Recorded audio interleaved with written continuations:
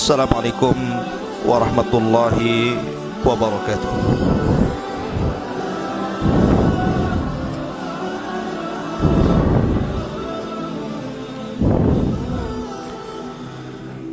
Alhamdulillah wassalatu wassalamu ala Rasulillah wa ala alihi wa sahbihi wa mawalah wa la hawla wa la quwwata illa billahi wa ba'du. Qala Allahu azza wa jal, ya ayyuhalladzina amanu taqullaha haqqa tuqatih wa la tamutunna illa wa antum muslimun, amma ba'du.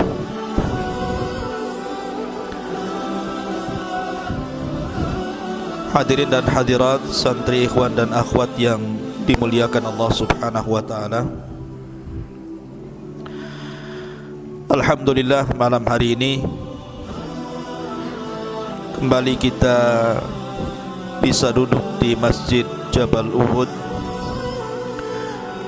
Kalau biasa kita membahas tentang a'immatus salaf, ulama-ulama salaf, maka biar tidak bosan, maka malam ini kita akan membahas tentang qasasul anbiya, kisah-kisah para nabi. Dan nabi yang kita akan bicarakan di malam hari ini adalah nabi yang terakhir dari nabi-nabi Bani Israel. Kita tahu bahwa setelah diutusnya Ibrahim alaihi salatu wassalam, maka seluruh para nabi dan rasul kembali nasabnya kepada Ibrahim. Tidak ada satupun nabi dan rasul setelah Ibrahim kecuali nasabnya sampai kepada Ibrahim. Dan ada nabi-nabi Arab, kemudian juga ada nabi-nabi Bani Israel. Adapun nabi-nabi Arab dimulai daripada Nabi Allah Hud alaihi salatu wassalam, kemudian Nabi Allah Saleh alaihi salatu wassalam, kemudian Nabi Allah Shu'aib, dan ditutup dengan kenabian dan kerasulan Muhammad sallallahu alaihi wasallam. Adapun nabi-nabi Bani Israel, maka jumlahnya ada fitnah yang lebih besar dibandingkan fitnah ini. Khurujud Dajjal, keluarnya Dajjal. Tidak ada fitnah yang lebih besar dibandingkan khurujud Dajjal. Makanya Nabi SAW mengatakan, kalau seandainya aku hidup dan Dajjal dimunculkan juga hari ini, aku yang akan membunuhnya. Tetapi kalau seandainya Dajjal itu keluar sementara aku sudah mati, maka kalian akan menghadapi Dajjal masing-masing. Kullu nafsin dha'iqatul maut, maka setiap jiwa pasti mengalami kematian. Karena tidak ada yang bisa membunuh Dajjal kecuali seorang nabi. Maka Dajjal akan keluar sebagaimana sabda Nabi SAW, lan taqumas sa'atu hatta tarau qablaha asyra ayat.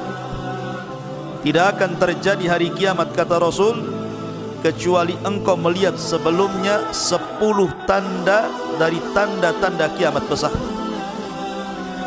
Kemudian Rasul menyebutkan yang pertama dukhan, munculnya asap tebal di langit. Yang kedua dabbah, binatang yang melata yang muncul dari perut bumi dan bisa bicara. Kemudian yang ketiga tulu'us syamsi min maghribiha, munculnya matahari dari arah barat. Kemudian yang keempat, kata Rasul, nuzulu Isa, turunnya Isa bin Maryam. Kemudian yang kelima, wa Ya'juj wa Ma'juj, keluarnya dua kabilah besar, Ya'juj dan Ma'juj. Kemudian yang keenam, wa thalathatu khusuf, ada 3 gempa besar. Yang keenam gempa di arah timur, yang ketujuh gempa di arah barat, yang ke-8 gempa di Jazirah Arab. Kemudian kata Nabi SAW, dan yang terakhir manusia akan digiring oleh api dari Adan menuju Syam. Disitulah tempat berkumpulnya manusia. Ma'asyiral muslimin, di sini Nabi SAW menyebutkan nuzulul Isa. Isa akan turun. Untuk apa Isa turun itu? Kenapa Isa turun di akhir zaman setelah diutusnya Nabi SAW? Apakah Isa akan mendakwahkan syariat Injilnya kepada manusia? Tidak. Tugas Isa turun bukan itu. Kata Nabi SAW, "Walladzi nafsi biyadi la yushikanna an yanzila fikum ibnu Maryam." Demi zat yang jiwaku berada di tangannya, hampir-hampir Isa akan turun kepada kalian. Kana hakiman adlan. Dia akan menjadi hakim yang adil. Fayaksirus salib, akan mematahkan salib. Wa yaqtulul khinzir, akan membunuh babi. Wa yadul jizyata, dan akan mengambil upeti. Kemudian kata Nabi SAW, dan harta akan melimpah, sampai-sampai sujud satu kali jauh lebih baik dibandingkan dunia dan isinya, karena banyaknya manusia yang kaya. Kemudian Abu Hurairah radhiyallahu anhu mengatakan, "In syi'tum, kalau kalian mau, bacalah ayat wa in min ahlil kitab illa la yu'minanna bihi qabla mautih." Dan nanti di akhir zaman sebagian besar ahli kitab akan masuk ke dalam Islam berkat dakwah Isa sebelum kematian Isa bin Maryam. Maka Isa ada hubung kait dengan kaum muslimin, karena dia yang akan membantu perang melawan Dajjal. Ketika kaum muslimin dipimpin oleh Muhammad ibn Abdullah atau dikenal dengan Imam Mahdi melawan tentara Dajjal yang diikuti 70.000 orang-orang Yahudi Asfahan lengkap dengan atributnya, tidak sanggup melawan mereka. Sehingga Al-Mahdil Muntadhar dengan pasukan kaum muslimin yang sedikit bersembunyi di bukit di Palestina, sampai akhirnya mereka terkepung dengan tentara Dajjal. Akhirnya mereka mengalami kelaparan, sampai-sampai kepala sapi kalau seandainya ada jauh lebih baik dibandingkan dunia dan perhiasannya, saking kelaparannya. Akhirnya mereka mengatakan kepada Al-Mahdi, "Ya Imam, kalau kita tinggal di sini kita akan mati kelaparan. Tapi kalau kita turun, kita akan berperang melawan Dajjal, tentu kita akan dikalahkan. Tapi menurut kami, mati syahid jauh lebih mulia dibandingkan mati kelaparan." Akhirnya kemudian tepat di waktu subuh, mereka sudah mempersiapkan pakaian-pakaian besi mereka, siap turun dari bukit itu melawan tentara Dajjal. Mereka sudah pasrah apapun yang terjadi.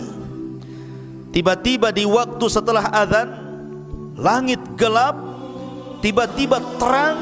Kemudian Isa turun diapit oleh 2 malaikat. Kemudian turun di tengah-tengah pasukan itu, awalnya di Menara Putih sebelah timur Damaskus. Kemudian menjumpai para tentara yang sedang bersembunyi di bukit, bertepatan dengan salat subuh. Karena Imam Mahdi sudah tahu ciri-cirinya sebagaimana sabda Nabi SAW, maka kaum muslimin tahu itu adalah Isa bin Maryam. Maka Imam Mahdi mengatakan, "Taqaddam ya Ruhallah, silahkan kau jadi imam solat kami wahai Isa bin Maryam." Tapi Isa menolaknya dan mengatakan, "Setiap kaum ada pemimpinnya, engkaulah yang maju jadi imam." Maka Imam Mahdi pun menjadi imam. Kemudian Isa solat di belakang Imam Mahdi mengikuti syariat Rasul SAW. Selesai solat, maka Isa mempersiapkan pasukan dan siap memimpin mereka. Kemudian mengusap wajah-wajah mereka, kemudian memberitahu derajat mereka di sorga. Kemudian Isa memberikan 3 pilihan kepada mereka. 1, kalau kalian mau, kalian tidak usah berperang. Aku akan berdoa kepada Allah, biar Allah mengutus pasukan yang bukan kalian, pasukan itu yang akan mengalahkan Dajjal dan para pengikutnya. Yang kedua, kalian tidak usah berperang.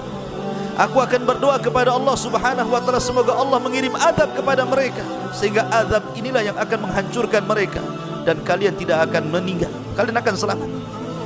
Dan yang ketiga, atau kalian siap perang, aku yang akan memimpin. Aku yang akan memimpin kalian, dan aku akan berdoa pasukan Dajjal tidak sanggup untuk mengangkat pedang mereka. Akhirnya kemudian mereka memilih yang ketiga. Maka turunlah pasukan kaum muslimin dipimpin dua manusia mulia, Al-Mahdil Muntadhar dan Isa bin Maryam, kemudian berperang habis-habisan melawan Dajjal. Ketika Dajjal melihat Isa, Dajjal pun lari karena tahu dia akan dibunuh oleh Isa. Lari ke barat, dikejar ke barat, lari ke timur, dikejar ke timur. Ketika Dajjal tidak ada tempat untuk berlari, tepat berada di tengah-tengah kota Israel. Disitulah kemudian Dajjal dibunuh di tangan Isa bin Maryam, ditebas kepalanya, kemudian kepalanya dilempar kepada pasukan orang-orang Yahudi. Ketakutanlah mereka. Ketika kemudian Dajjal meninggal dunia, kemudian orang-orang Yahudi ketakutan, maka mereka lari tunggang langgang bersembunyi di batu. Tiba-tiba batu bisa bicara, "Ya Muslim, Yahudi di belakang saya, bunuh dia." Sembunyi di pohon-pohon bisa bicara. Tidak ada satupun tempat persembunyian Yahudi kecuali bisa bicara, kecuali satu pohon yang sekarang sedang dilestarikan orang-orang Israel, namanya Gharqad. Tidak mau bicara dia. Makanya orang-orang Yahudi nanam Gharqad sampai hari ini. Pohon Gharqad, pohonnya orang-orang Yahudi, sejenis cemara begitu, tapi cemara bukan Gharqad. Ma'asyiral muslimin, ikhwan akhwat yang dimuliakan Allah Azza wa Jal, maka ketika Dajjal meninggal, Isa bin Maryam memimpin kaum muslimin, berhukum dengan keadilan, mematahkan salib, membunuh babi, kemudian bumi kembali berkah sebagaimana permulaan ciptaan. Sampai-sampai pohon delima, satu buah delima itu 10 orang bisa masuk ke dalam cangkang. Itu bisa bayangkan berapalah buah delima itu besarnya, paling sekepal. Tapi di masa Isa bin Maryam, delima itu besar, sampai 10 orang bisa masuk dalam cangkangnya. Gimana isinya?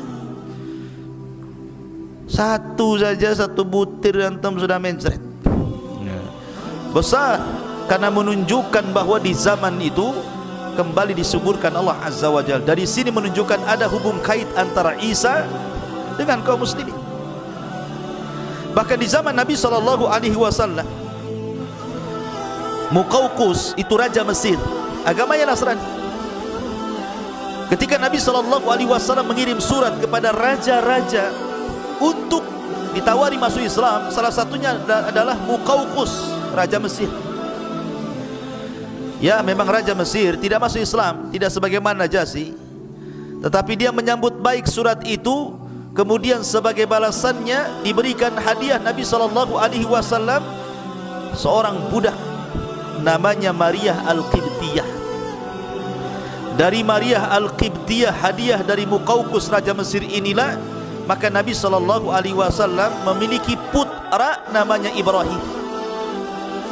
Ada hubung kait. Bahkan ketika Nabi SAW mengutus para sahabat untuk hijrah pertama ke Habasyah, Ethiopia, rajanya namanya Ashama ibnu Afjur. Ashama ibnu Afjur itu raja Ethiopia, atau digelar dengan Najasyi, dilindungi oleh orang-orang Najasyi, sehingga ketika orang-orang Quraisy itu berusaha mengembalikan mereka, ditolaknya. Dan belakangan setelah kemudian berdebat dengan Ja'far bin Abi Thalib, orang-orang musyrik, kemudian ditengah-tengahi oleh Najasyi, dibacakan ayat-ayat Al-Quran, belakangan Najasyi masuk Islam. Padahal kaumnya tidak ada yang masuk Islam. Makanya ketika wafat Najasyi, Nabi SAW mensalat gaibkan beliau. Bahkan di zaman itu orang-orang Najran, Yaman, banyak yang beragama Nasrani, berbondong-bondong datang kepada Rasul, berdebat soal kenasranian, kemudian belakangan mereka masuk Islam.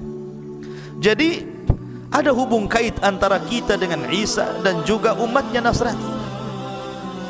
Ma'asyiral muslimin yang dimuliakan Allah Azza wa Jalla, makanya wajar kalau Al-Quran itu secara komplit menjelaskan sejarah Isa sejak lahirnya, ibunya, siapa yang mengkafilnya, sampai di waktu dewasanya, sampai diangkatnya, betul-betul dijelaskan secara detail dalam Al-Quran, menunjukkan bahwa kita mengakui Isa bin Maryam dia adalah agama bagi orang Nasrani, nabi bagi orang Nasrani, sebagaimana kita mengakui Musa adalah nabi bagi agama Yahudi.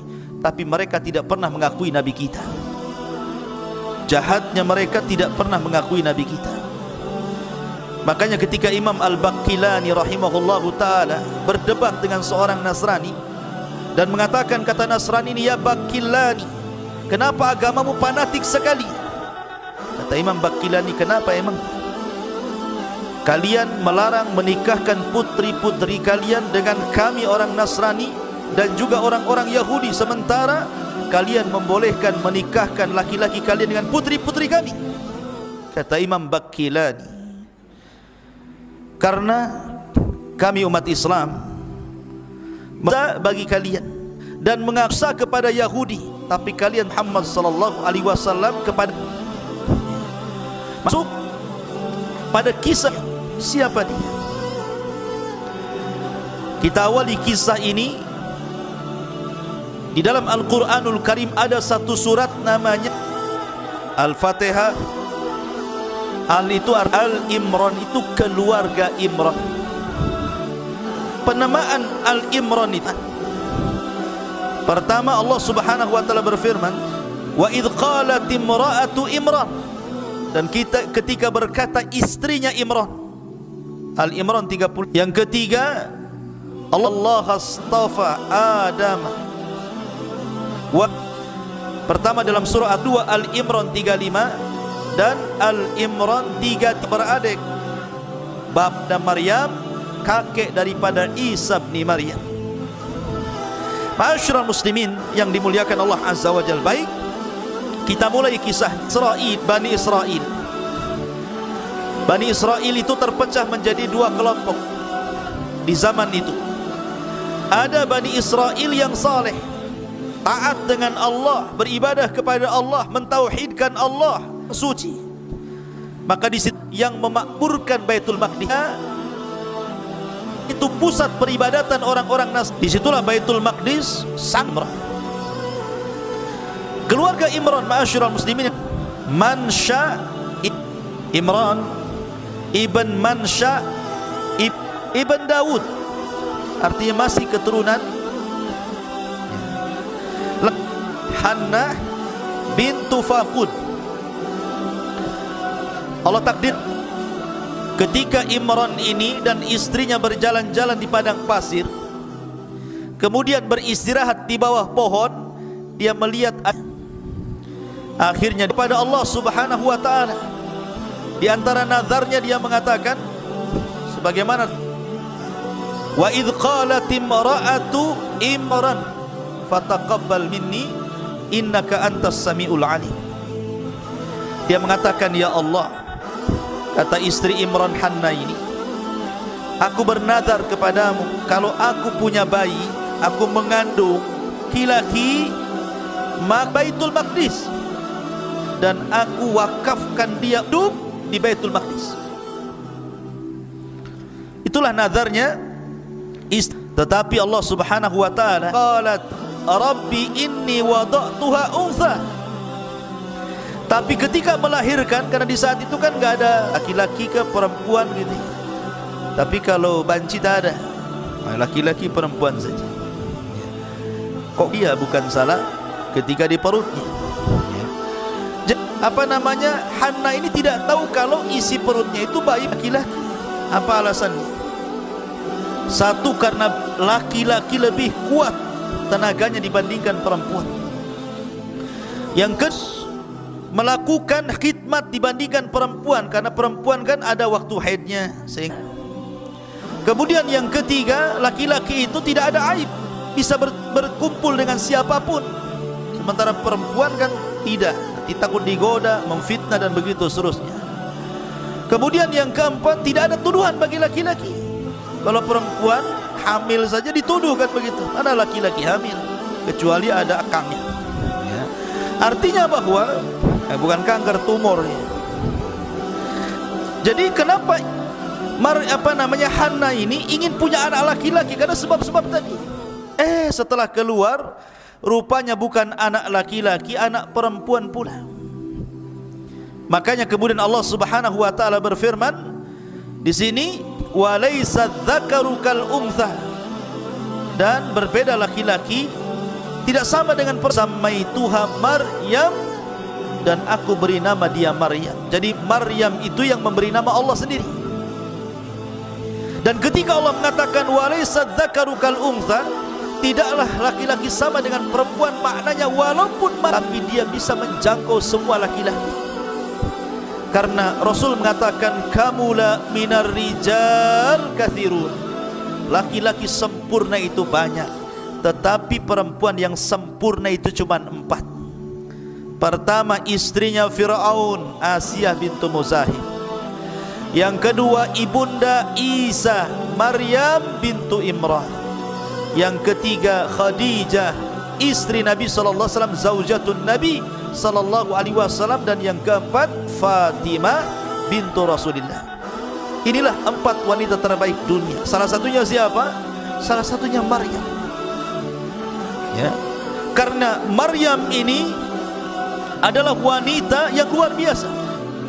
Wa inni sammaituha Maryam wa inni u'idzuha bika wa dzurriyyataha minasyaitonir rajim. Lihat bagaimana Allah janji membuat perlindungan kepada Maryam, dan sesungguhnya saya akan melindungi Maryam dan keturunannya dari setan yang terkutuk. Karena begini ikhwan, Nabi SAW bersabda, ma min mauludin illa syaitanu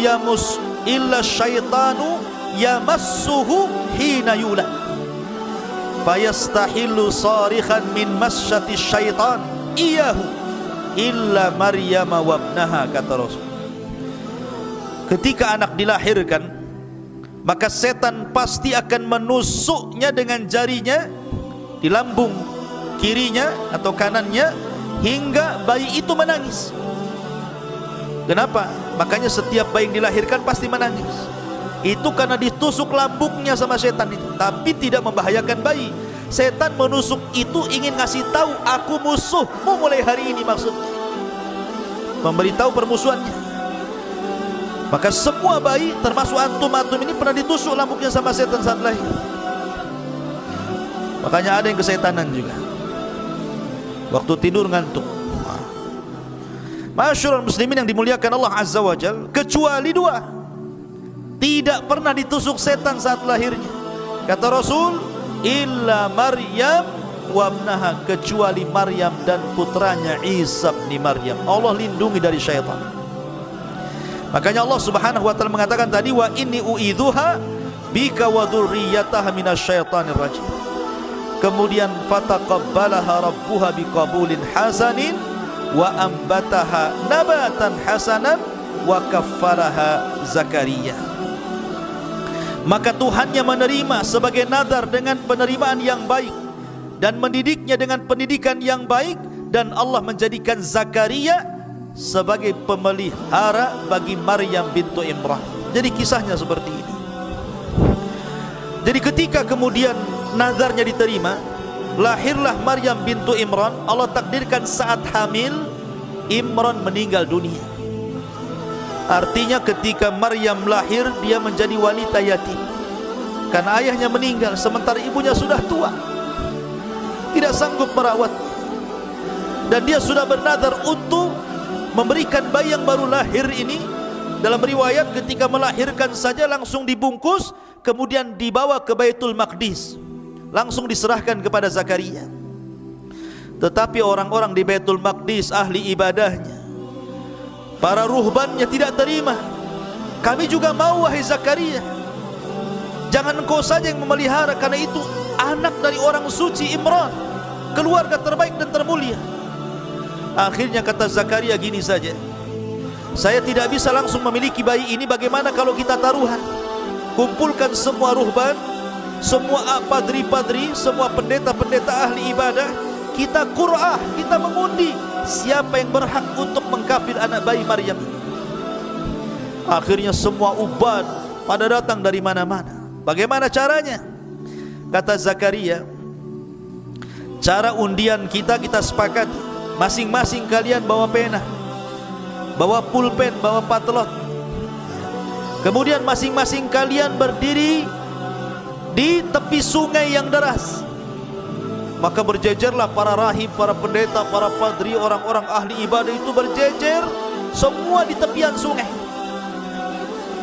Kata Zakaria, kalau seandainya kolam kalian dilempar ke sungai itu hanyut, berarti kalian kalah. Tapi kalau pena kalian dilempar justru dia melawan arus, maka kalian menang. Akhirnya semua pena dilempar ke sungai itu, ya hanyutlah. Mana? Pena dilempar ke sungai hanyut. Ternyata cuma satu yang tidak hanyut, justru dia melawan arus jalannya, penanya Zakaria. Lah ketika itulah maka Zakaria menang undian, maka dia berhak untuk mengkafil Maryam. Maka Zakaria dan istrinya akhirnya pun mengkafil merawat Maryam sedari kecil. Betul-betul diletakkan di atas Baitul Maqdis, ruangan khusus di mihrab, tidak pernah keluar dari situ. Jadi betul-betul dirawat di situ saja sedari kecil sampai kemudian agak besar. Ketika umur 10 tahun ada peristiwa yang aneh. Ketika Zakaria kemudian masuk ke dalam mihrabnya, tiba-tiba kemudian di situ banyak makanan. Setiap hari ketika masuk ke mihrabnya banyak makanan. Makanan ini tidak tahu siapa yang ngantar, tiba-tiba ada saja di situ. Makanya disebutkan dalam Al-Quran, kullama dakhala 'alaiha Zakaria al-mihrab wajada indaha rizqa. Setiap Zakaria masuk ke dalam ruangan tempat ibadahnya Maryam, banyak makanan di situ. Anehnya lagi, makanan yang tidak ada di musim panas ada pula di musim panas. Makanan yang tidak ada di musim dingin ada pula di musim dingin. Artinya makanan yang belum ada musimnya sudah ada pula di situ. Zakaria ini kan juga diuji oleh Allah. Sudah lama menikah, istrinya mandul, tidak punya anak. Tapi ketika melihat peristiwa itu, Zakaria berpikir, kalau Allah sanggup mendatangkan makanan di musim dingin ada di musim panas, makanan di musim panas ada di musim dingin, masa Allah tidak bisa memberikan rizki anak kepadaku? Maka dia terus berdoa. Akhirnya istrinya Zakaria pun hamil, lahirlah Yahya ibn Zakaria. Itu nanti kisahnya. Tapi yang jelas bahwa Maryam kemudian tumbuh menjadi wanita ahli ibadah, ruku, sujud, tidak ada hari-hari kecuali beribadah kepada Allah Subhanahu wa ta'ala sampai akhirnya Allah Subhanahu wa ta'ala menguji Maryam. Betul-betul diuji oleh Allah Subhanahu wa ta'ala, di mana Maryam ini, ikhwatu fillah muliakan Allah Azza wa Jalla, ada yang mengatakan ketika usianya belasan tahun, 13 lebih begitu, Maryam ini ingin keluar buang hajat. Memang begitu, ya. Jadi ada sebabnya kalau Allah menghendaki sesuatu kan, idza aradallahu syai'an ahya asbaba. Kalau Allah menghendaki sesuatu kan Allah harus hidupkan dulu sebabnya tuh. Maryam keluar untuk buang hajat, menjauhi Baitul Maqdis. Tiba-tiba kemudian di tengah jalan dia dihadang oleh laki-laki tampan sekali. Laki-laki yang sangat putih, bersih, tampan, tiba-tiba menghadang Maryam. Allah Subhanahu wa ta'ala mengatakan, wadhkur fil kitabi Maryam idzin tabadat min ahliha makanan syarqiyah. Ceritakan wahai Muhammad kisah Maryam di dalam Al-Quran ketika dia mengasingkan diri dari keluarganya ke tempat sebelah timur dari Baitul Maqdis. Fattakhadat min dunihi hijaba fa arsalna ilaiha ruhana fatamatsala laha basyaran sawiyya. Lalu dia memasang tabir melindunginya, pakai pakaian yang tebal, tidak kelihatan apapun kecuali matanya.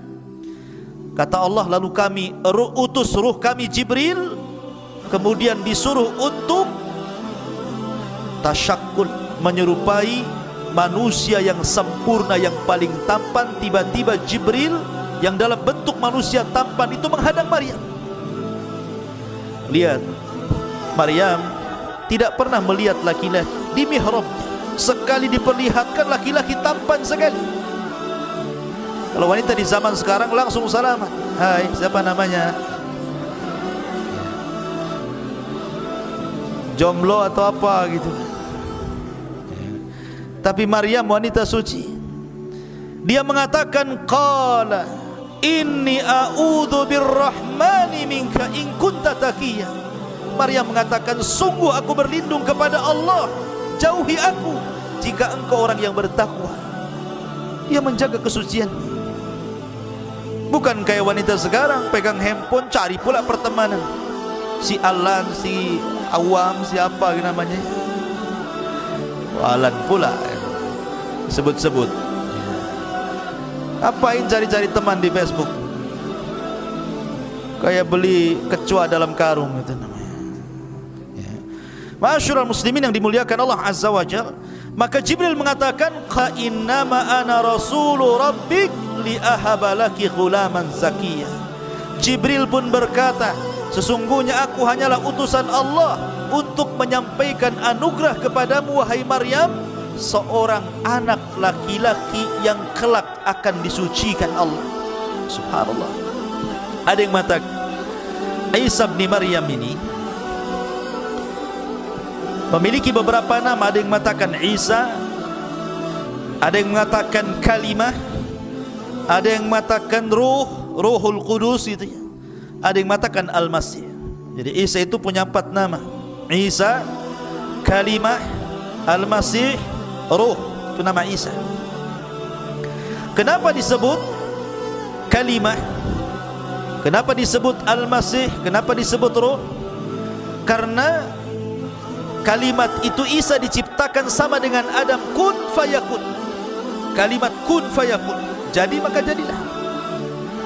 Karena proses manusia itu ada yang diciptakan Allah tanpa ayah dan bapa, Adam alaihi salatu wassalam.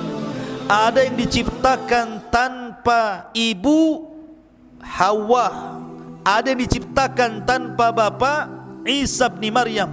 Ada yang diciptakan ada ibu bapa, antum semua ini ada ibu bapaknya. Jadi proses manusia ada 4. Dan Allah katakan, inna mathala Isa kamathali Adam.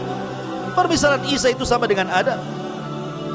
Kalau Isa dikatakan dengan sebab dia tidak punya bapa kemudian dituhankan, Adam lebih hebat lagi, tidak punya bapa, enggak punya ibu, kenapa pula tidak dituhankan? Harusnya lebih dituhankan. Hawa hebat lagi, tidak ada ibu, diambil dari tulang rusuk Adam, harusnya dia lebih dituhankan. Maka Isa bukan Tuhan, sama dengan Adam, sama dengan Hawa ya. Jibril meniupkan ruh ke jaibnya, ke pesaknya Maryam. Kemudian ruh itu mengalir sampai masuk di kemaluan Maryam, kemudian jadi anak. Kun fayakun, jadi maka jadilah. Ada yang mengatakan, kata Ibnu Abbas radhiyallahu anhu, bahwa kata Ibnu Abbas, kehamilan Maryam itu fi sa'atin wahidah, 1 jam saja sudah besar perut. Kayak dipompa bagi balon tuh, langsung besar. 1 jam saja sudah jadi anak tuh. Itu kata Ibnu Abbas. Ada riwayat yang seperti itu. Ada yang mengatakan Isa dalam kandungan Maryam itu 9 ashur, seperti pendapat Ibnu Katsir rahimahullahu taala, ya 9 bulan sama dengan bayi-bayi yang lainnya. Ada yang mengatakan 8 ashur, 8 bulan. Ada yang mengatakan 6 ashur, 6 bulan. Jadi ada yang mengatakan 1 jam, ada yang mengatakan 9 bulan, ada yang mengatakan 8 bulan, ada yang mengatakan 6 bulan, dan ada yang mengatakan 1 jam saja. Tetapi Ibnu Katsir merojehkan Maryam sama dengan wanita-wanita yang lainnya 9 bulan mengandung Isa bin Maryam. Ketika dia mengandung, ikhwan, tentu seorang wanita berfikir dia tidak pernah berhubungan dengan laki-laki, disentuh pun tidak, tiba-tiba hamil. Apa yang akan dikatakan kepada manusia, ini bayinya siapa? Tentu orang-orang yang akan mengatakan Maryam berzina. Sama dengan wanita di zaman sekarang ingin seperti Maryam. punya anak gak jelas bapaknya.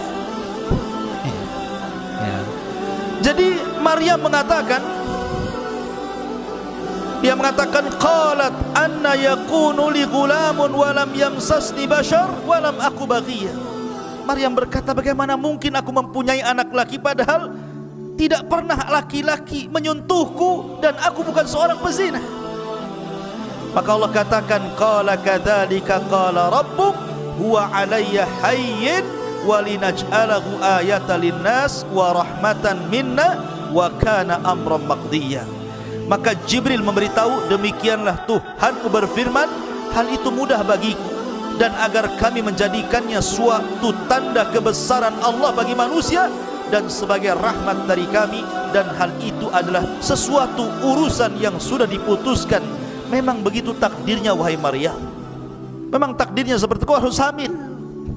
Fahamalathu fantabadat bihi makanan qasiyya. Maka Maryam pun mengandung, lalu dia mengasingkan diri dengan kandungannya ke tempat yang sangat jauh. Maryam pun bersembunyi. Tapi ketika kemudian Maryam ini sudah membesar kandungannya, dia curhat kepada saudarinya, saudari daripada Maryam, istri daripada Zakaria alaihi salatu wassalam. Dia mengatakan pada istrinya Nabi Allah Zakaria, bagaimana mungkin aku bisa hamil? Bagaimana mungkin aku bisa hamil? Sementara tidak ada satupun laki-laki yang menyentuhku. Maka kata istrinya Zakaria, masih saudarinya Maryam, dia mengatakan, inni ara ma fi batni yasjudu lima fi batni. Wahai Maryam, sama-sama hamil. Dia lahir nanti Yahya, sementara Maryam lahir Isa.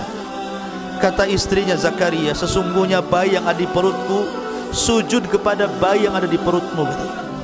Ini ta'zim. Di zaman dulu boleh sujud seperti ta'zim, tapi syariat Islam tidak boleh. Sampai-sampai akhirnya ada orang soleh, sangat soleh, namanya Yusuf An-Najjar. Itu orang soleh yang hidup di Baitul Maqdis. Dia mikir bagaimana Maryam bisa hamil. Dia takut kalau orang-orang kemudian menuduh Maryam dengan tuduhan macam-macam, sementara Maryam sudah dikenal wanita suci kala itu. Akhirnya kemudian kata Yusuf An-Najjar berdialog dengan siapa? Dengan Maryam.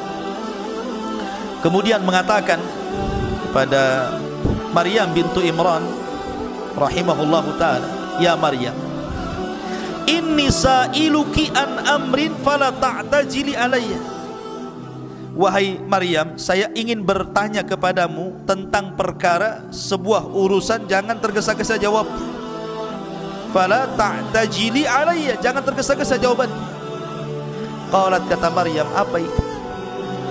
Kata Yusuf An-Najjar, hal yakunu qad syajaratun min ghairi hab. Maryam, adakah ceritanya pohon tumbuh bukan dari bijinya, tahu-tahu tumbuh saja? Wa hal yakunu zar'un min ghairi badrin, apakah ada semacam padi atau yang lainnya tiba-tiba tumbuh tanpa biji? Wa hal yakunu waladun min ghairi ab, ataukah ada seseorang anak lahir tanpa bapak? Maryam paham dengan pertanyaan itu. Tapi Maryam cerdas dan mengatakan, adapun perkataanmu, apakah mungkin pohon tumbuh tanpa ada biji dulu, ataupun mungkin padi-padian tiba-tiba tumbuh tanpa ada benih? Maka Maryam mengatakan, bagaimana dahulu ketika Allah menciptakan pohon, apakah juga dari biji? Tentu tidak, kun fayakun.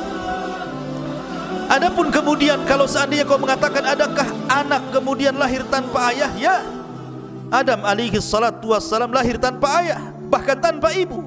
Hawa lahir tanpa ibu. Kalau seandainya aku mengandung tanpa ayah, ini keajaiban dunia, apa salahnya? Dari sini kemudian Yusuf An-Najjar mempercayai apa kata-kata Maryam ini, kemudian berusaha untuk menutupi dari orang-orang dan menasihati agar Maryam saat kelahiran keluar dari Baitul Maqdis jangan ada yang tahu. Subhanallah, ketika kandungan sudah membesar, tentu orang akan malu. Seorang wanita pasti malu. Padahal Maryam itu wanita suci, pasti akan dituduh juga, apalagi wanita di zaman sekarang kan. Makanya kemudian Maryam pun berusaha untuk keluar dari Baitul Maqdis, kemudian mengarah ke Bethlehem atau Baitul Lahmin. Di situ telah tempat kelahiran Isa bin Maryam. Di tengah-tengah kebun kurma. Di tengah-tengah kebun kurma, di waktu yang sangat-sangat panas sekali. Jadi Isa itu lahir di musim panas, bukan di musim dingin. Karena tidak ada kurma itu musimnya musim dingin, rata-rata kurma itu di musim panas. Tapi kalau kita melihat umpamanya ulang tahun Nasrani saat ini, kemudian difilm-filmkan dengan film seperti Santa Claus atau apa kan, biasanya cenderung pakai jaket, pakai apa, kemudian ski di salju-salju kan gitu ya. Tidak ada. Isa itu dalam Islam, kita tidak menyiwa agama mereka, tapi kita menjelaskan secara agama kita Islam bahwa Isa lahir di musim panas, bukan di musim dingin. Karena di musim panas itu kurma musim. Makanya di sini perhatikan dalam Al-Qur'anul Karim mengatakan, ketika kemudian Maryam pun fahamalathu fantabadat bihi makanan qasiyya, Maryam pun mengandung lalu dia mengasingkan diri dari kandungannya ke tempat yang jauh. Kemudian faja'ahal mahadu ila jid'in nakhlati qalat ya laitani muttu qabla hadha wa kuntu nasyan mansiya. Kemudian rasa sakit akan melahirkan memaksanya bersandar pada pangkal pokok kurma. Maryam pun berkata, wahai, betapa baiknya aku mati sebelum ini, dan aku menjadi seorang yang tidak pernah diperhatikan dan dilupakan manusia. Malu dia di sanjung-sanjung Bani Israel, wanita suci, tiba-tiba kemudian hamil tanpa bapak. Makanya banyak orang yang kemudian ini, hati-hati akhwat, banyak di majalah-majalah, di YouTube, di berita-berita itu, akibat kemudian hamil di luar nikah karena enggak sabar dengan ujian itu, ambil pula lah racun baygon, diminum dia, nyamuk saja mati, kalian juga mati. Ada yang ambil tali, tariknya tambang, diikatnya di lehernya. Jadi Maryam itulah hati perempuan. Makanya jangan coba-coba. Maryam saja yang jelas-jelas tidak berzina, dia mengatakan lebih mati saja kan itu, daripada tuduhan orang. Apa kata manusia, apa kata orang. Fanadaha min tahtiha alla tahzani qad ja'ala rabbika tahtaki sariyya. Maka Jibril berseru kepadanya dari tempat yang rendah, janganlah engkau bersedih hati wahai Maryam, sesungguhnya Tuhanmu telah menjadikan anak sungai di bawah. Allah sudah mempersiapkan kelahirannya. Ada sungai kecil di bawahnya, kemudian bersandar di pohon kurma. Pohon itu pula lagi berbuah, rutobnya lagi ranum-ranumnya. Kemudian wahazzi ilaik bijid'in nakhlati tusaqit alaiki rataban janiyya. Wahai Maryam, goyangkanlah pohon kurma itu ke arahmu, niscaya pohon itu akan menggugurkan buah kurma yang masak kepadamu. Fakuli washrabi wa qarri ainan fa imma tarayinna minal bashari ahada fakuli inni nadartu lirrahmani sawman fala ukallimal yawma insiya. Makanlah Maryam, minumlah Maryam, bersenang hatilah wahai Maryam. Jika engkau melihat seseorang, maka katakanlah, sesungguhnya aku telah bernazar berpuasa untuk Tuhan yang Maha Pengasih, maka aku tidak akan bicara dengan siapapun pada hari ini. Lahirlah Isa bin Maryam, dimudahkan kelahirannya, tidak ada bidannya, lahir sendiri begitu ya. Kalau wanita sekarang sibuk cari bidan, saat sibuk ke rumah sakit dikontrol, enggak, Allah mudahkan semuanya, enggak ada bidannya, lahir begitu saja. Tapi jangan kemudian dicoba-coba. Saya ingin kayak Maryam lahirnya lah, sendiri saja. Gimana caranya? Siapa yang nari? Masyarul muslimin yang dimuliakan Allah Azza wa Jalla, harus ada bidannya, minimalnya dukun lahir, biar ada yang ngopeni bayi. Masyarul muslimin yang dimuliakan Allah, iwan akhwat yang dimuliakan Allah Azza wa Jalla. Kemudian setelah Maryam melihat Isa putranya, kemudian tumbuhlah rasa sayang seorang ibu kepada anaknya, tapi dia bingung, dia masih di kebun kurma masalahnya. Ini kalau saya pulang ke Baitul Maqdis, apa kata manusia? Tapi bagaimanapun itu bukan tempat dia di situ. Tak mungkin dia hidup di pohon kurma, di kebun-kebun kurma. Tetap dia harus balik ke Baitul Maqdis.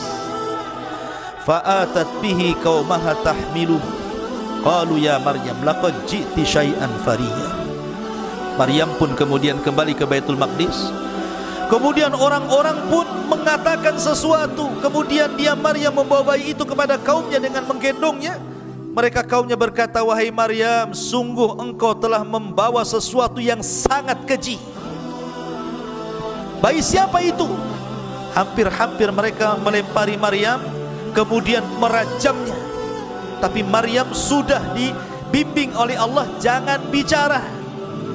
Datang, gendong bayi, kalau ditanya itu bayi siapa, jangan bicara. Isyaratkan saja telunjukmu ke bayi itu biar dia yang menjawabnya. Biar dia yang menjawabnya. Jadi setiap Maryam, itu bayi siapa? Nggak bisa jawab, kan nggak boleh bicara. Ya. Jadi diisyaratkan aja ke bayinya. Maka kemudian apa yang terjadi? Fa asyarat ilaihi, maka Maryam menunjuk kepada anaknya. Mereka mengatakan, kaifa nukallimu man kana fil mahdi sabir. Hei Maryam, kau punya akal enggak? Kami akan bicara dengan anak kecil yang masih dalam ayunan, macam mana caranya? Tiba-tiba ketika kemudian mereka memaksa Maryam untuk bicara, tapi Maryam tetap mengisyaratkan ke bayinya untuk menjawab. Mereka mengatakan, gak mungkin kami bicara dengan bayi. Tiba-tiba bayi itu bisa bicara. Mana sudah jelaskan 4 bayi yang bisa bicara kan? Salah satunya Isa bin Maryam. Tiba-tiba bayi itu dengan fasihnya mengatakan, qala inni Abdullah ataniyal kitaba wa ja'alani nabiyya.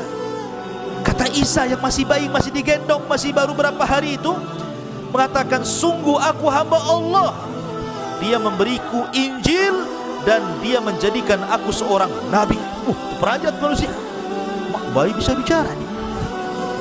Ngomongnya hamba Allah dan saya seorang nabi pula gitu. Wa ja'alani mubarakan aynama kun wa awsani bis salati waz zakati ma dumtu hayya. Dan dia menjadikan aku seorang yang diberkahi di mana saja aku berada, dan dia memerintahkan aku untuk melaksanakan salat, zakat selama aku hidup.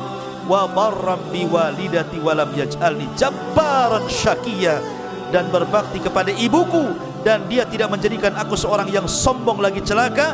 Wassalamu alayya yauma wulidtu wa yauma amutu wa yauma ub'atsu hayya. Dan kesejahteraan semoga dilimpahkan kepadaku pada hari kelahiranku, pada hari diwafatkanku, dan pada hari aku dibangkitkan kelak oleh Allah Azza wa Jal. Dzalika Isa bin Maryam qaulul haq alladzi fihi yamtarun. Itulah Isa bin Maryam mengatakan perkataan yang benar yang mereka ragukan kebenaran. Kagetlah orang-orang, Isa itu gak bisa bicara. Dari silah kemudian orang-orang yang baik-baik ini kan karena bicara dengan orang-orang baik masalahnya, yang ada di Baitul Maqdis, bukan orang-orang jahat. Kalau ketahuan orang Yahudi sudah dibunuh Isa sejak kecil. Makanya kemudian mereka pun berusaha untuk menyembunyikan Maryam dan putranya. Disuruh hijrah ke Mesir. Hijrah ke Mesir.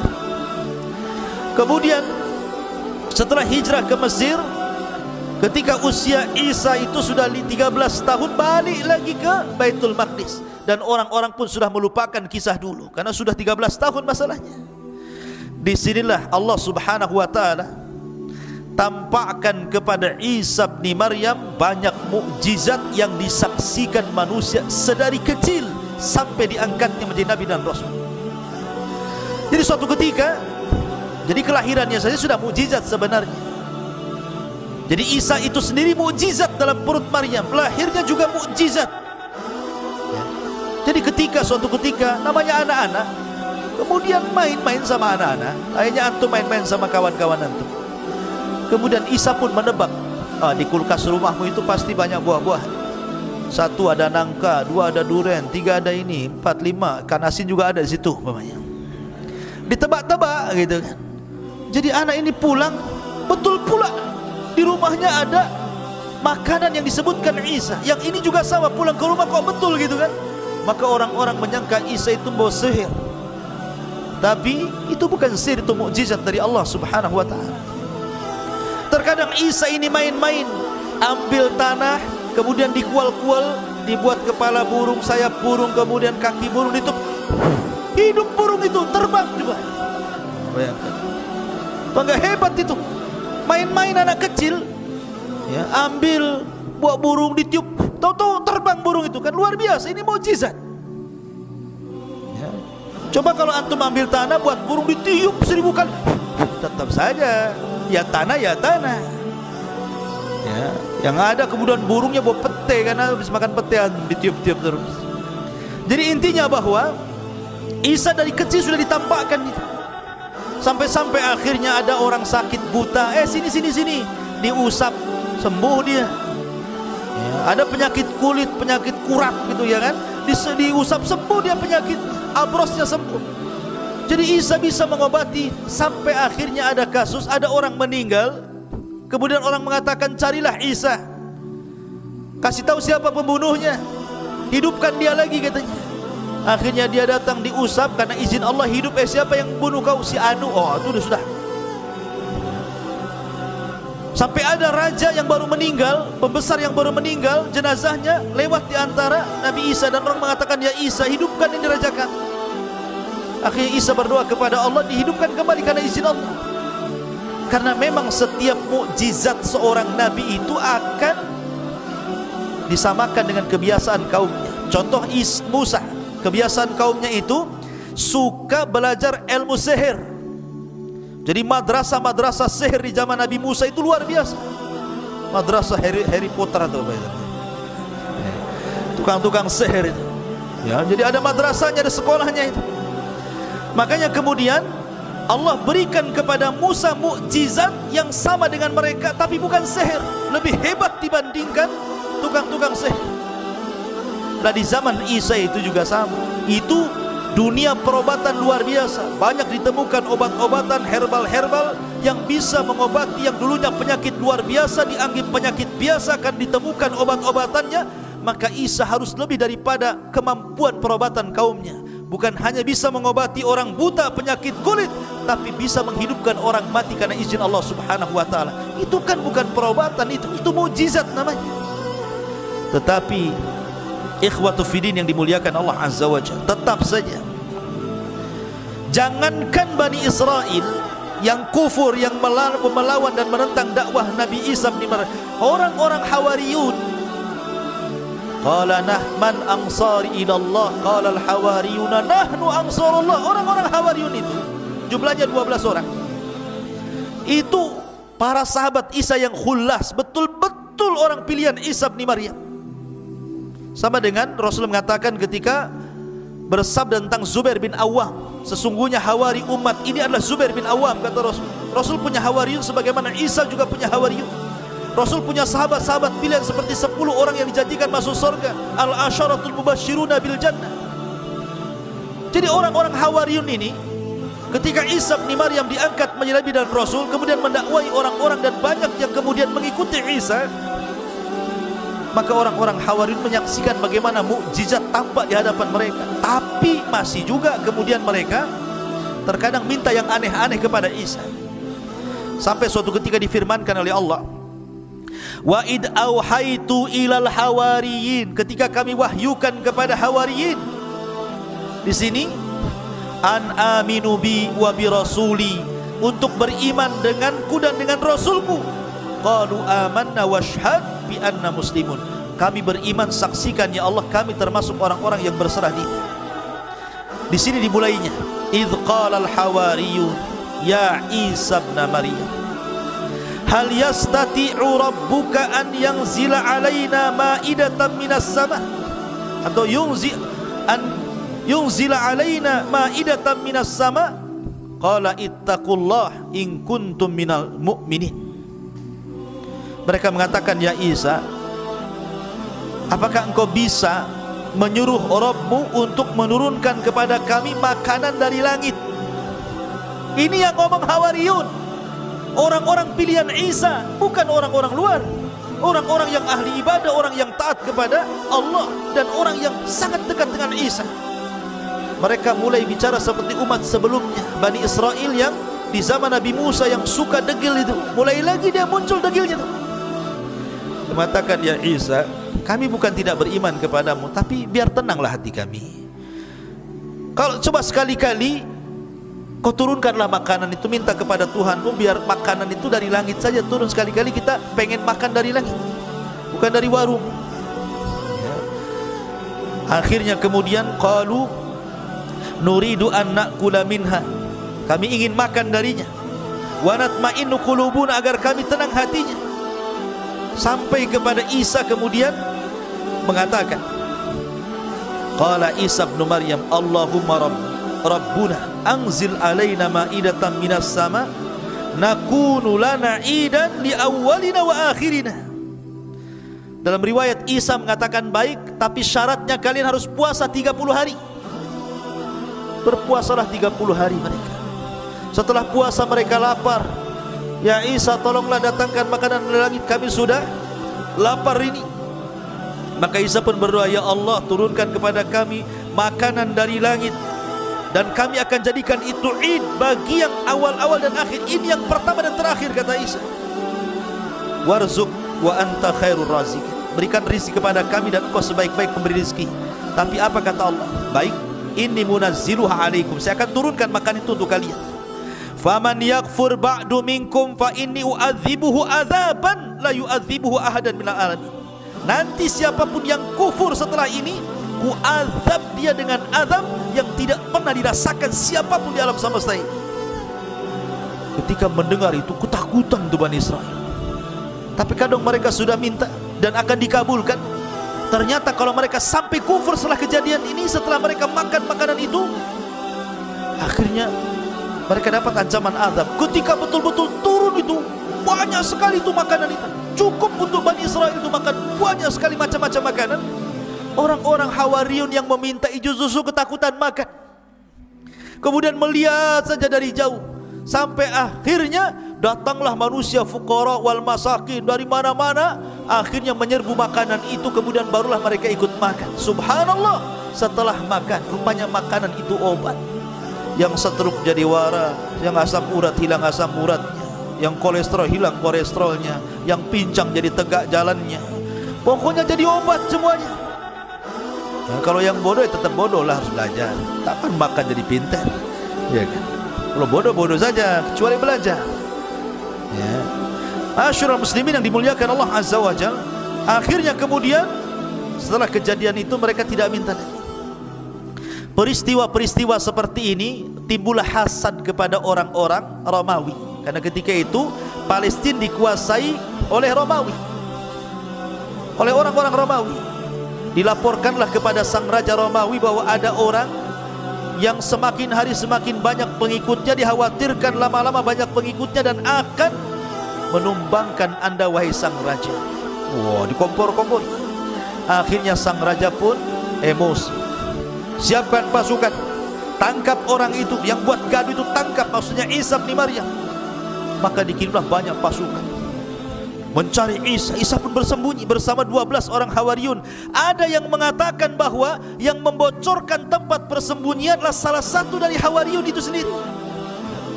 Luar biasa.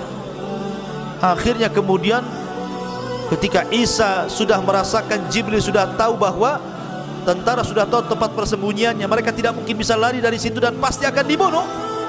Isa pun berpesan kepada Hawariyun. Apa pesan Isa bin Maryam? Kata Isa kepada Hawariyunnya, wahai Hawariyun, man arada minkum an yakuna aqrabu minni fil jannah yulqa alaihi syabahi wa yujadu makani wa yu'khadu makani fayuqtal fayakunu rafiqi fil jannah. Kata Isa, siapa di antara kalian yang ingin kedudukannya dekat denganku di sorga, maka Allah akan samakan wajahnya dengan wajahku, maka dia akan menduduki tempatku, kemudian akan dibunuh, maka dia akan menjadi temanku di sorga. Siapa di antara kalian? Tidak ada yang mau, karena jelas mau dibunuh masalahnya. 12 orang ini. Tiba-tiba yang paling kecil usianya bangkit, "Saya wahai Isa," kata. Isa nggak mau yang paling kecil. Diulang lagi kalimat itu, tetap dia lagi. "Baik, karena kau sudah memilih hal itu, maka aku akan berdoa kepada Allah wajahmu agar mirip dengan wajahku." Maka Allah Isa pun mengusap wajahnya dengan izin Allah, miriplah wajahnya. Maka sebelum Isa naik ke langit, ditidurkan dan diangkat ke langit, maka Isa berpesan kepada yang masih setia itu, "Berdakwalah kau ke masing-masing daerah. Jangan satu daerah berpencar kemana-mana. Dakwahkan ajaranku kepada mereka. Tauhidkan manusia. Sembahlah Allah. Jangan menyekutukan Allah macam-macam." Maka ketika kemudian orang-orang yang disuruh satu persatu lari, Isa tinggal sendiri dan orang yang diserupakan tadi, maka Isa pun Allah tidurkan. Setelah itu Allah Subhanahu wa ta'ala angkat ke langit. Lah ketika Isa diangkat ke langit, maka pasukan datang menangkap orang yang diserupai itu. Kemudian diarak, kemudian disalib, kemudian dibunuh. Kemudian orang-orang Yahudi mengatakan, "Qatalna Isa ibn Maryam." Kami sudah membunuh Isa ibn Maryam. Maka Allah bantah, "Wa ma qataluhu wa ma sallabuhu walakin syubbiha lahu bal rafa'ahu Allahu ila sama," kata Allah. Isa tidak dibunuh, Isa tidak disalib, bahkan Isa diserupakan, bahkan Isa diangkat ke langit. Dan nanti akan turun di akhir zaman untuk membunuh Dajjal, mematahkan salib, membunuh babi, berhukum dengan hukum keadilan, dan akan mengembalikan keberkahan di alam semesta sampai akhirnya Allah wafatkan Isa bin Maryam di akhir zaman. Ketika Isa diangkat ke langit, ibunya bersedih. Ibunya tahu ini anaknya Maryam, ini bersedih. Bagaimana mungkin anakku disiksa dan disalib? Karena dia tidak tahu kalau Isa itu diangkat. Dia sangka bahwa itu adalah ibn Maryam. Maryam pun menangis sepanjang malam. Akhirnya Allah Subhanahu wa ta'ala memberitahu Maryam bahwa putranya diangkat ke langit dan kondisinya baik-baik. Dari situ akhirnya barulah kemudian Maryam bintu Imran meninggal dunia. Ada yang mengatakan kalau versi mereka, versi orang-orang di luar Islam, bahwa Maryam pun diangkat setelah meninggal, diangkat ruh dan jasadnya ke langit. Tetapi pendapat yang kuat, sebagaimana disebutkan dalam tafsir ataupun dalam Al-Bidayah wan Nihayah, ada yang mengatakan bahwa Maryam bintu Imran dikubur di Palestina, dan ada yang mengatakan di pohon Zaid, ya, di Madinah Al-Quds. Maryam dikuburkan di situ. Tapi Isa bin Maryam tidak diwafatkan, tapi diangkat ke langit. Dan ini akidah Al-Quran, dan akan diturunkan di akhir zaman, dan kelak meninggal setelah membunuh Dajjal. Dan dia satu di antara tanda-tanda alamat kiamat yang besar. Inilah di antara kisah Isa ibnu Maryam. Masuk ke soalan. Tayyib.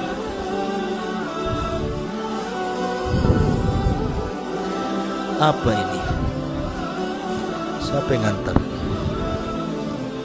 Masya Allah. Hari ini hadiahnya soun.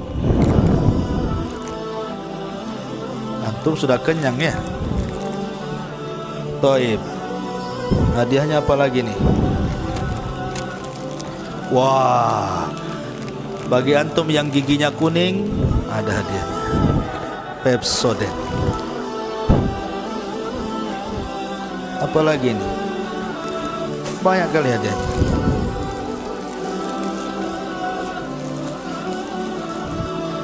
Oh, apa ini? Biskuat, bukan biskuit. Biskuat 6 keping. Nih. Taib. Pertanyaan yang pertama, bagi ikhwan dulu, sebelah kanan. Taib. Di dalam Al-Quran Allah menyebut 2 kata Imran. Siapa 2 Imran itu? Hah? Kok gak semangat? Mana yang paling semangat tuh? Yang paling semangat antum. Berdiri, jangan lihat buku.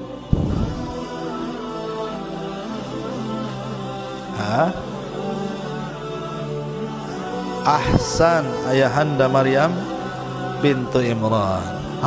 Dapat Pepsodent. Baik. Jangan lupa menyikat. Taib. Pertanyaan yang kedua sebelah kiri. Ada hubung kait antara orang Isa dan umatnya Nasrani dengan kita kaum muslimin. Contohkan hubung kait mereka dengan kita. Contohkan satu saja. Apa alaqahnya hubung kait mereka dengan kita? Tadi sudah di muqaddimah saya ceritakan. Salah satu bentuk hubung kaitnya, hubungannya. Sebelah kanan. Sebelah kanan. Semuanya.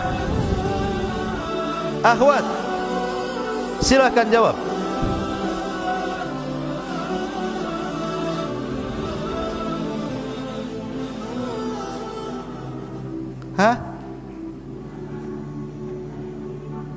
Coba diam, Ikhwan. Siapa yang jawab?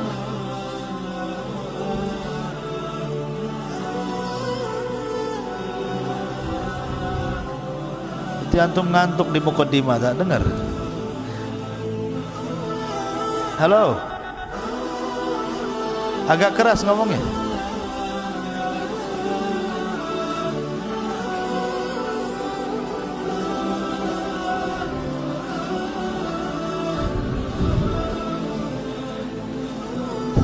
Udah dijawab belum tuh?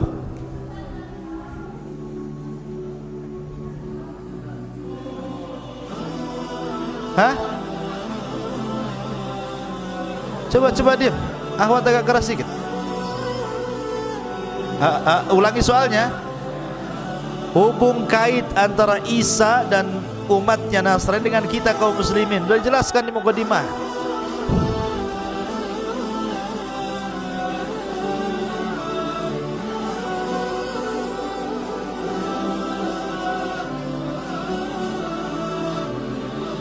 Di mana?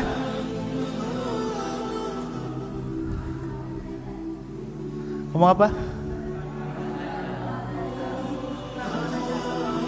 Perang lawan Dajjal. Ahsan. Perang melawan Dajjal.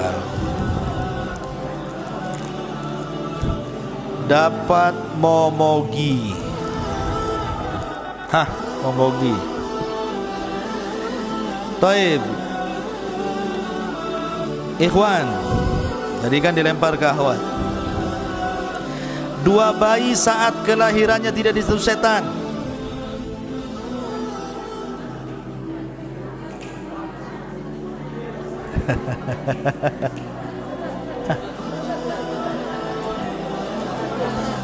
Diam. Ujung paling belakang tuh. Apa? Maryam sama Isa. Ahsan, sini. Dapat makan malam antum. Saud.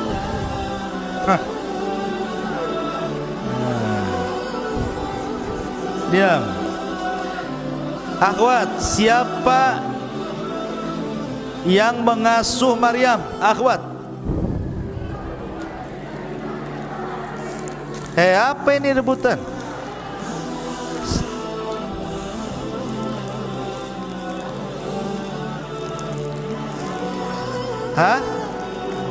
Zakaria. Ahsan. Dapat momogi. Pertanyaan kedua, akhwat.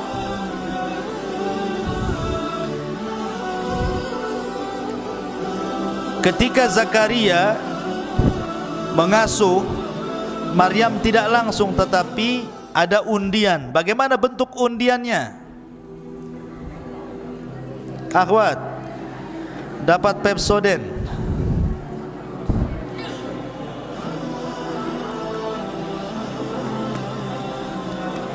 Diam, Ikhwan, diam, tolong diam. Ini musyrifnya mana nih? Tolong dijaga nih. Kok ribut nih ikhwan?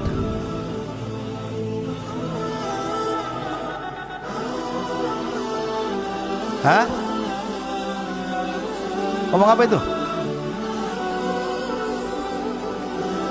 Lempar sendok?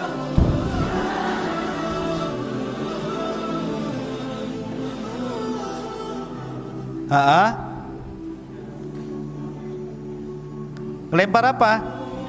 Pelempar pena, ahsan. Terus penanya hanyut. Penanya melawan arah, ahsan. Dapat Pepsodent, mencegah gigi berlubang. Ikhwan, Malkis. Dapat Malkis ikhwan. Taib. Isa bin Maryam itu punya 4 nama. Sebutkan 4 nama itu. Antum cepat. Jangan lihat, cepat.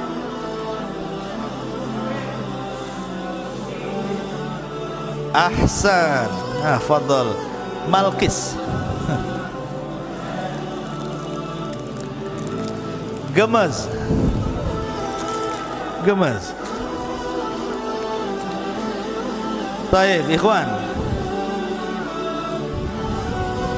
Apa lagi nih? Berapa jumlah Hawariyun sebelah sini? Nah, antum 12, ahsan. Dapat gemes. Akhwat, dengarkan akhwat. Isa turun di akhir zaman di mana? Isa turun di akhir zaman di mana?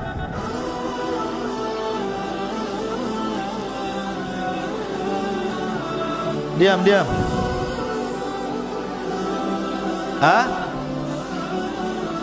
Di Kediri?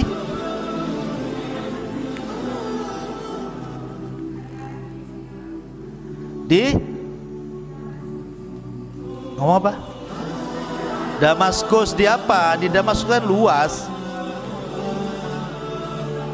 Di Menara Putih. Ahsan. Dapat apa? Dapat Soun. Ingat, yang jawab Menara Putih dapat Soun. Siapa putra Zakaria? Sebelah sini, Ikhwan. Antum. Yahya ibn Zakaria. Malkis. Antum dapat Malkis. Fadhal. Sebelah sini, sebutkan 4 alamat kiamat besar. Antum buat.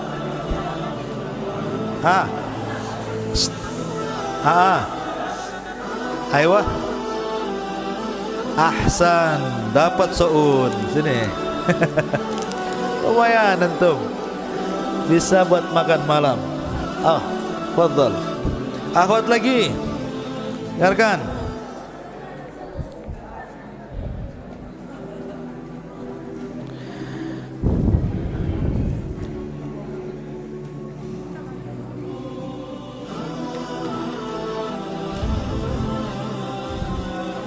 Maryam melahirkan di musim apa?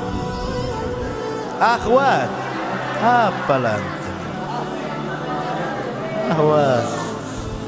Diam. Di musim duren, di musim nangka, atau di musim buah?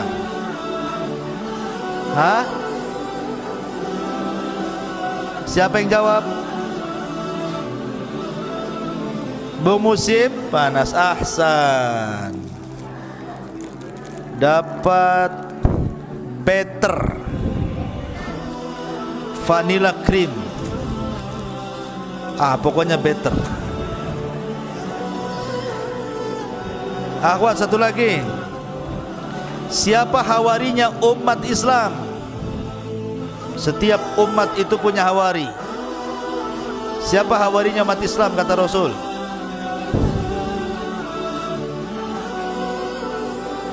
Hah? Siapa? Halo?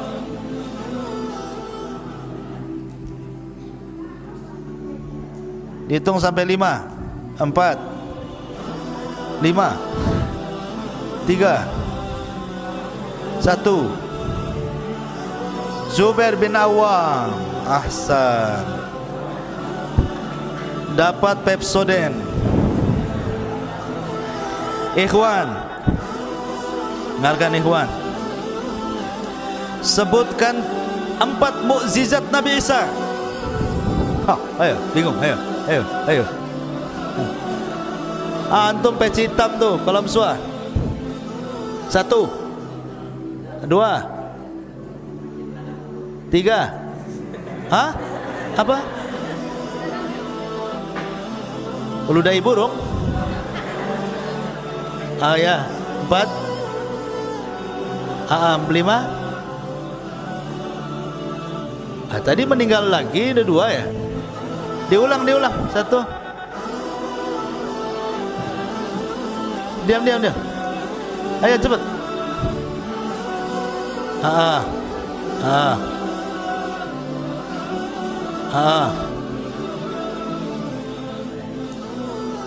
Meniup apa? Kada izin Allah. Terus bisa ngomong dari bayi. Ahsan. Sini. Filau. Wayak. Baik. Sekarang ikhwan lagi.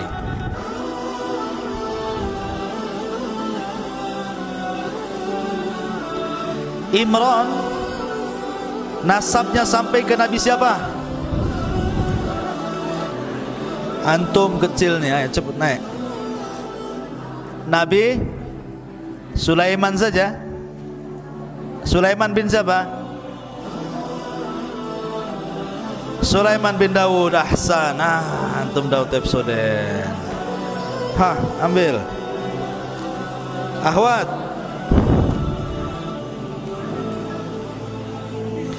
sebutkan 4 nabi Arab.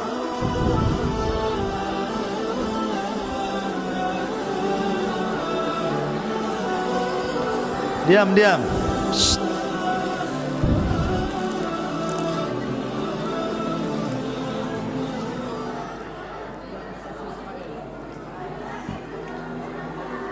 Satu aja yang jawab. Kenapa jadi pasar pula? Siapa? Perwakilan. 1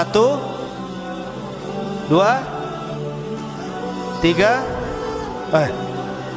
Urut-urut dari atas, jangan ngacak. 1 Hud, 2 Saleh, 3 Syuaib, 4 siapa? Nabi Muhammad SAW. Taib. Ahsan. Sepik. Dapat sepik mie goreng rasa sambal balado.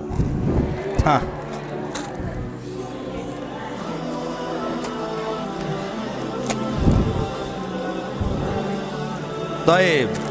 Akhwat lagi. Perhatikan akhwat.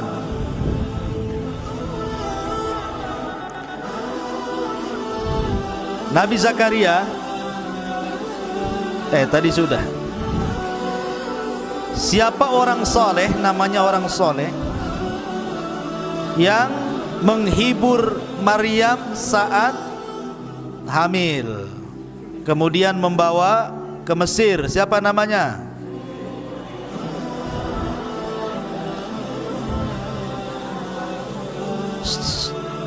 Yusuf An-Najjar. Ahsan. Dapat momogi. Ikhwan,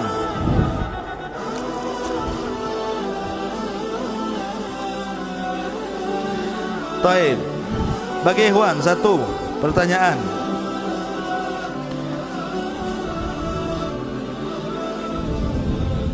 Ntar dulu, cari yang mudah. Siapa manusia yang merupakan keajaiban dunia dan apa alasannya? Manusia dan keajaiban dunia. Siapa dia? Kenapa alasannya? Antum cepat naik. Ahsan. Terus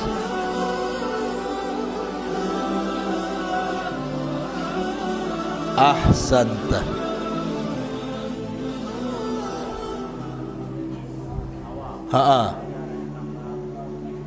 Ayo, kalau antum lahir ada ayah, ada ibu. Ahsan, masya Allah. Filau antum dapat. Masih ada. Ini masih banyak.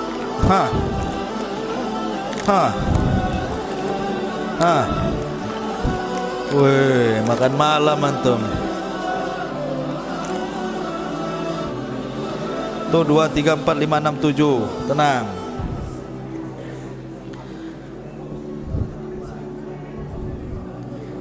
Setiap nabi berasal dari nasabnya nabi ini setelah diutusnya. Siapa nabi ini tuh? Antum. Nabi Ibrahim. Ahsan, dapatlah antum makan malam. Siapa nabi yang terakhir dari nabi Bani Israel?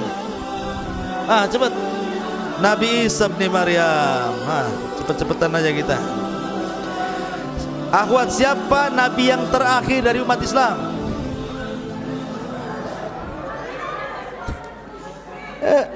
Ayo, cepat. Nanti. Nabi Muhammad sallallahu alaihi wasallam. Ahsan. Ya.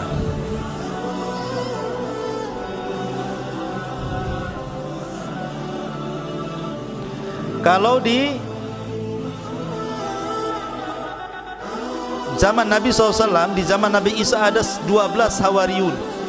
Di dalam Islam itu ada al-asyaratul mubassiruna bil jannah. Sebutkan siapa al-asyaratul mubassiruna bil jannah itu, 4 saja. Akhwat, 10 sahabat yang dijadikan masuk surga, 4 sajalah. Ayo, Abu Bakar, Umar, Utsman, Ali, itu Khulafaur Rasyidin. Oke, dapat soun.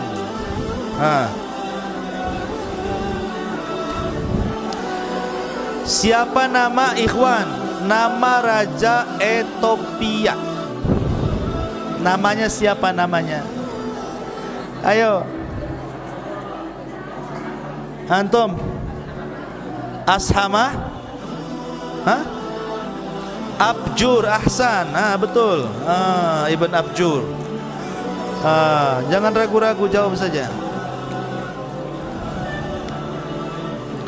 Siapa raja yang ngasih hadiah Maria Kiptia namanya?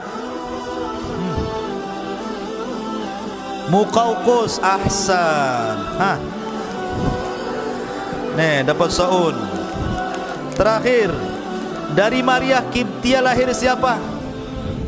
Anak Rasul. Antum. Cepat. Ibrahim. Ahsan. Taib. Berakhirnya dengan Ibrahim, kita dengan kafaratul majlis. Subhanakallah bihamdika, asyhadu an la ilaha illa anta, astaghfiruka wa atubu ilaik. Ikhwan jangan keluar dulu, biar akhwat keluar dulu. Ya.